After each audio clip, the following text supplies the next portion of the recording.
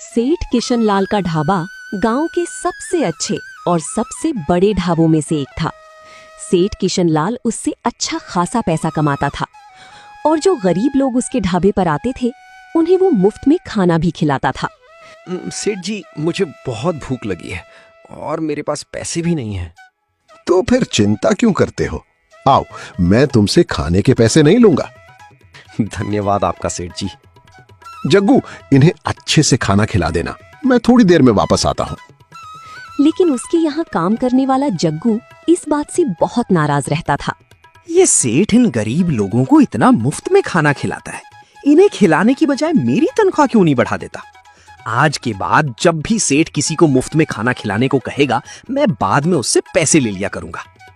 जहाँ सेठ के मन में बिल्कुल लालच नहीं था, वहीं जग्गू बहुत लालची था। सेठ तो चला गया, अब इसे खाना खिलाकर मैं कुछ पैसे भी ले लूंगा। जग्गू उस आदमी को खाना खिलाता है और फिर उससे पैसे मांगता है। अब पैसे निकालो। पैसे? लेकिन सेठ जी ने तो कहा था कि पैसे नहीं देने होते। वो तो ऐसे ही कहते हैं, लेकिन खाने के पैसे तो देने पड़ेंगे। लेकिन मेरे पास तो सिर्फ 10 रुपए हैं। कैसे कैसे लोग हैं, 10 रुपए में खाना खाने चले आते हैं। अच्छा ठीक है, अब यहाँ से जाओ। जग्गू हर रोज इसी तरह सेठ की नजर से बचाकर कुछ पैसे बचा लेता था। सेठ हर रोज मंदिर जाता था और जाते समय जग्गू से सिर्फ एक बात कहता था।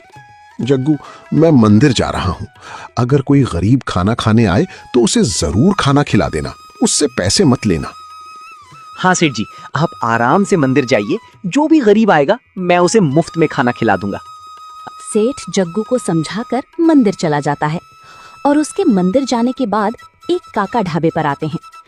बेटा, इस गरीब को कुछ खाने को दे दो। अरे काका, ये ढाबा है, कोई धर्मशाला नहीं कि यहाँ मुफ्त में खाना मिल जाएगा। तुम्हें कुछ पैसे तो देने ही पड़ेंगे। अब मैं तुझे क्या ही पैसे दूं बेटा? पैसे तो देने पड़ेंगे, नहीं तो खाना नहीं मिलेगा काका। मेरे पास तो पैसे नहीं है। तो फिर तुम्हें खाना भी नहीं मिलेगा, जाओ यहाँ से। वो काका वहां से चले जाते हैं और सीधे मंदिर पहुंचते हैं, जहां सेठ भी पूजा करने आया होता है।